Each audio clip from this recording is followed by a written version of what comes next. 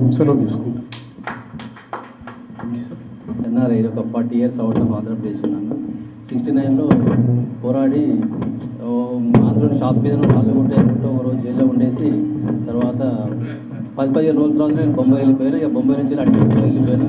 40 సంవత్సరాలు అంటే ఒక 1 year బ్యాకే వచ్చాను. ఈ గుట్టల గురించి లాస్ట్ ఒకసారి వర్షం గురించి కూడా జరిగి వచ్చాను. ఈసారి గుట్టల గురించి చెప్పాలంటే చాలా ఉంది, కానీ ఇప్పుడు టైం లేదు, చాలామంది మాట్లాడేశారు. ముఖ్యంగా చెప్పేది ఏంటంటే ఈ గుట్టలు అనేది ఇప్పుడు చాలా ఎత్తుకుంటే అందరికీ తెలిసిన విషయమే. ఈ క్లౌడ్స్ సాధారణంగా ఈ పాజిటివ్ ఛార్జ్ని తీసుకొస్తాయి అన్నట్టు, పాజిటివ్ క్యారియర్ ఉంటాయి అన్నట్టు, పాజిటివ్ ఛార్జెస్ ఉంటాయి అన్నట్టు క్లౌడ్స్లలో. ఏదైతే ఎత్తు చాలా హైయెస్ట్ ప్లేస్ ఏదైతే ఉంటుందో అక్కడ అవి ఛార్జ్ డిశ్చార్జ్ చేస్తాయి అన్నట్టు. డిశ్చార్జ్ చేసిన తర్వాత వర్షం కూడా కురుస్తుంది మనకు.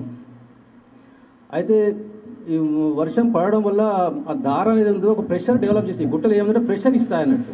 వాటర్కు కాలువలకు ప్రెషర్ ఇచ్చేసి ఒక గుంటనో చెరువు కాలువ కంపల్సరీ గుట్ట ఎక్కడ ఉంటుందో దాని దగ్గర పట్ల ఒక చెరువు గుంట కంపల్సరీ ఏర్పడుతుందో చెరువు అది ఉంటుంది. నీళ్లకు మనకు ఒక సొల్యూషన్. అందు గురించి నేను ఎప్పుడైనా కూడా ఇటు కరీంనగర్ వేములవాడ పోయినా కూడా, అటు వరంగల్ నుంచి వేములవాడ పోయినా కూడా చూస్తూ ఉంటాను. అసలుపర్తి గుట్ట చూస్తే ఏడుపు వస్తూ ఉంటుంది.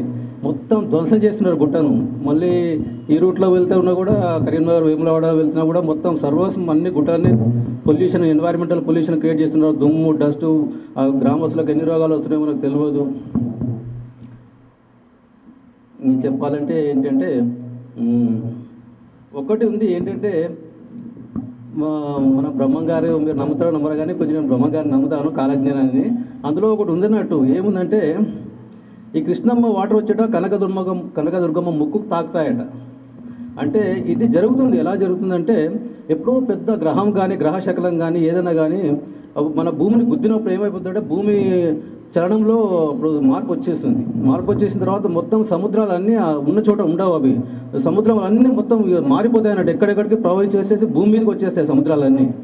అల్లకలోనం అయిపోయి ఇప్పుడు ప్రళయం వచ్చేస్తుంది. ప్రళయం అనేది సాధారణంగా మనం చదివాము, అది ఉంటుంది కూడా.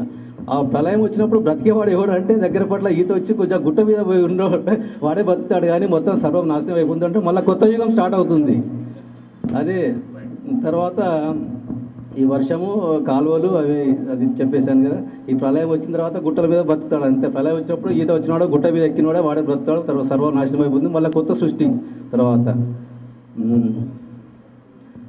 సరే, ఇంకొకటి నాకేమనిపిస్తుందంటే ఇప్పుడు చాలా టైం చూస్తూ ఉంటాను అన్నట్టు. నేను ఇప్పుడు ట్రైన్లో పోతూ ఉంటుంటే చాలా పెద్ద పెద్ద గ్రానైట్ రాళ్ళు అన్నట్టు. ఆ రాళ్ళన్నీ ఎటో పోతూ ఉంటాయి, చెన్నై పోతాడు. సాధారణంగా నేను విన్నది అంటే చెన్నై పోతున్నట్టు చాలా పెద్ద సైజు అన్నట్టు. దాదాపు ఒక 5-8 tons ఒక్కొక్క పీస్ ఉంటుంది అన్నట్టు. తర్వాత నేను విన్నది అంటే పేపర్లో చదివాను. నేను 40 సంవత్సరాలు బయట ఉన్నా కూడా ఎన్నడూ తెలుగు పేపర్ చదవడం మనలేదు. మన తెలంగాణను ప్రేమిస్తాను చాలా విపరీతంగా. అందు గురించి అన్నీ తెలుసుకుంటూ ఉంటాను ఇక్కడ ఏం జరిగింది. ప్రపంచంలో చాలా మంచి మేలు జాతి మన గ్రానైట్ మన కరీంనగర్ జిల్లాలో ఉందట. తర్వాత ఇంకొకటి ఎక్కడో నెల్లూరులో ఎక్కడో ఉందట కొన్ని కొండలలో. చాలా టాప్ క్లాస్ గ్రానైట్. మన ఆ గ్రానైట్లో బంగారు తీగలు కనిపిస్తాయట. అది చూస్తూ ఉంటే ఆ బంగారు అన్నీ ఉంటుందట ఆ గ్రానైట్లో. అవి ఓన్లీ కరీంనగర్ డిస్టిక్లో ఉన్నాయట. వాటిని పాలిషింగ్ చేసి పాలిష్ చేసి మద్రాస్, చెన్నైలో చేసి ఎక్కడో ఇటాలీ ఎక్కడ మొత్తం వరల్డ్ వైడ్ ఎక్స్పోర్ట్ చేస్తూ ఉంటారు. నాకేమనిపిస్తుంది అంటే why can't we do this here itself? మనమే ఎందుకు మన దగ్గర ఉన్న రిసోర్స్ ఉన్నప్పుడు ఎలాగో మనకు కావాలి, మనం వాటిని కట్ చేయవద్దు అనడం లేదు. రేపు తెలంగాణ వచ్చినా కూడా మన ప్రజలకు మనకు ఉద్యోగాలు కావాలి, ఇండస్ట్రీస్ కావాలి. మనమే ఎందుకు గ్రానైట్ను కట్ చేసి పాలిష్ చేసి స్టోన్స్ చేసి ఇప్పుడు ఎందుకంటే గ్రానైట్ రేటు ఇది much costlier than even marble also. Marble కంటే ఎక్కువ కాస్ట్ ఉంది గ్రానైట్. మనమే ఎందుకు డెవలప్ చేసుకోవద్దు? ఫ్యూచర్లో మనకు కూడా వస్తాయి కదా, మనం ఆ విధంగా ఎందుకు ఆలోచించవద్దు అని చెప్పి నాకు ఆలోచన వస్తూ ఉంటుంది. థ్యాంక్స్ సార్ ఆపర్చునిటీ ఇచ్చినందుకు.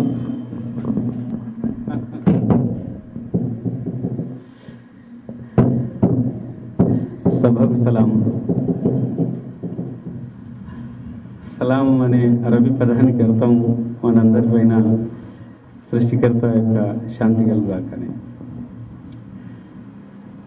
మిత్రులు ఇప్పుడే 40 సంవత్సరాల తర్వాత ఉద్యమం నుండి బయటికి వెళ్ళి ఉద్యమము సమయానికి మళ్ళీ లోపల వచ్చేశారు. ఉద్యమంలో చేరినందుకు స్వాగతం. ఎన్ఆర్ఐగా ఒక విషయం, ప్రళయం అనేటటువంటి పదాన్ని ఉపయోగించారు అతను. అతలాకుతలము అనే పదాలను కూడా ఉపయోగించారు.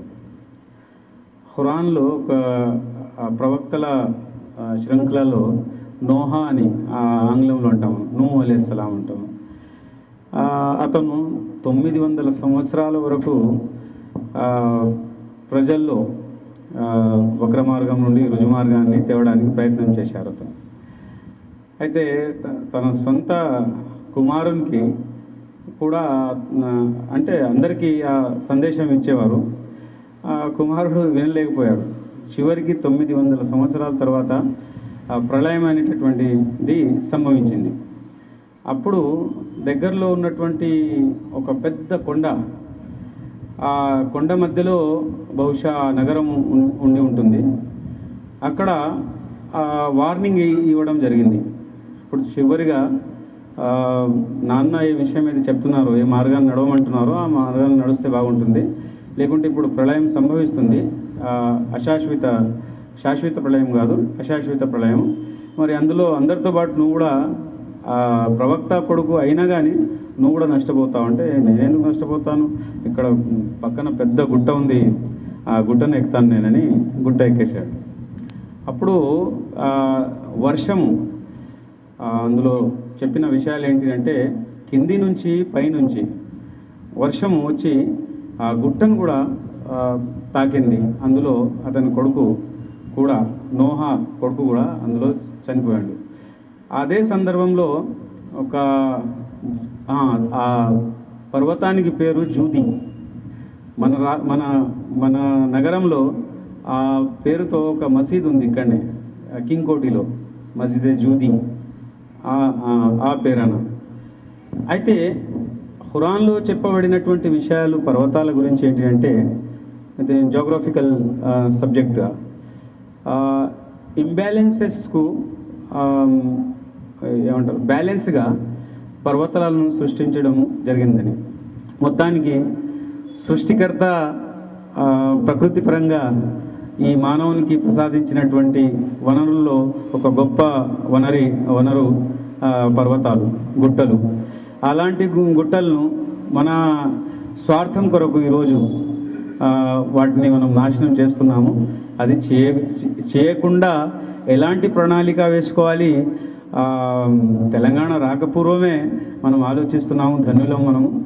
తెలంగాణ వచ్చిన తర్వాత తప్పకుండా ఆ గుట్టలన్నింటినీ, పర్వతాలన్నింటినీ కూడా రక్షించుకోవాలి. అయితే టిఆర్సి తెలంగాణ రిసోర్స్ సెంటర్, ఆ రిసోర్సెస్లో ఒక ఇంపార్టెంట్ రిసోర్స్ గుట్టలు. ఆ విషయాన్ని క్లుప్తంగా పాల్పంచుకోవడానికి విచ్చేసినటువంటి పెద్దలు, వక్తలు, వారికి మరి శ్రోతలుగా పాల్పంచుకోవడానికి వచ్చినటువంటి పెద్దలకు అందరికీ టిఆర్సి తరఫున, అన్న వేద్ కుమార్ తరఫున కృతజ్ఞతలు, ధన్యవాదాలు.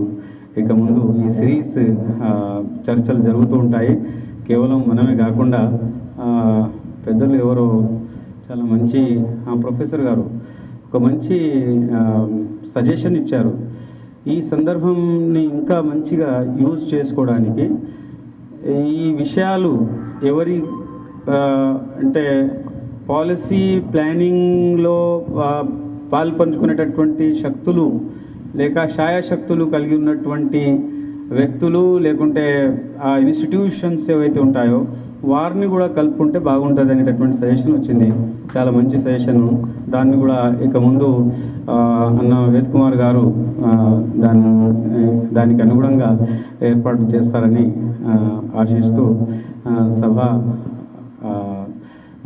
వేద్ కుమార్ గారి తరఫున మరి టిఆర్సి తరఫున మరొకసారి అందరికీ కృతజ్ఞతలు, ధన్యవాదాలు.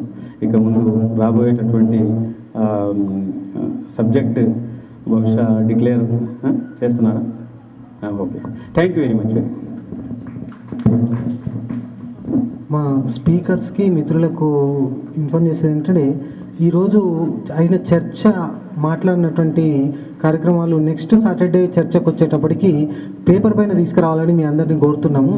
ఇక్కడ మాట్లాడిన వాళ్ళు, మాట్లాడడానికి కొద్దిగా మాట్లాడలేని వాళ్ళు, మాట్లాడని వాళ్ళు కూడా, విద్యార్థులు, మిత్రులు ఎవరైనా ఉంటే కూడా వారి అభిప్రాయాలను పేపర్ మీద పెట్టి తీసుకురావాలని, మళ్ళీ వారం లోపు మేము చేతికి పుస్తకం అందిస్తామని తెలియజేస్తున్నాం. Thank you very much.